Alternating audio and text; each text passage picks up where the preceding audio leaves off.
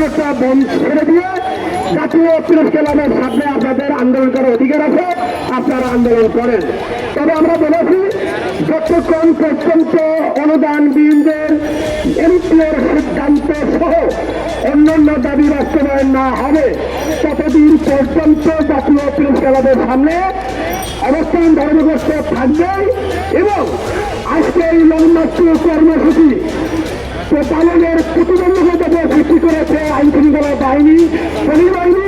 এর প্রতিবাদে আগামীকাল অবস্থান ধর্মঘটের স্থান থেকে দুপুর 12টার পরে প্রতিবাদ বিক্ষোভ মিছিল আমরা পালন করব।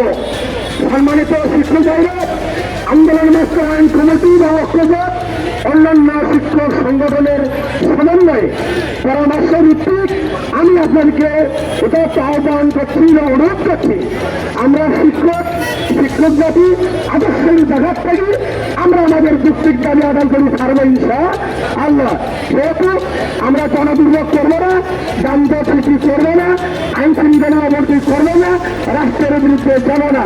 সেই আমি এই আদর্শের জাতির একজন নেতৃত্বের দায়িত্বের জায়গা থেকে আপনাদেরকে উদাত্ত আহ্বান জানাবো, এখান থেকে জাতীয় প্রেস ক্লাব অবস্থান ধর্মঘট করেন এবং আগামীকাল থেকে পরবর্তী যে কর্মসূচি দেওয়া হবে এই কর্মসূচি সফল করার উদাত্ত আহ্বান জানিয়ে দাবি আমার সকল দাবি চূড়ান্ত পর্যায়ে দাবি বাস্তবায়ন না হওয়া পর্যন্ত আমরা সকল পর্যায়ের নেতৃবৃন্দ তাদেরকে আশ্বস্ত করতেছি আমরা আপনাদের সাথে আছি, থাকবো, দাবি আদায় করে নিয়ে যাবো ইনশাআল্লাহ।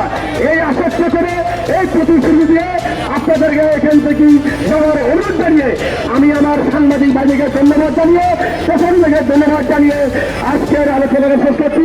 সবাইকে সালাম, আসসালামু আলাইকুম ওয়া রাহমাতুল্লাহি ওয়া বারাকাতুহু। ধন্যবাদ।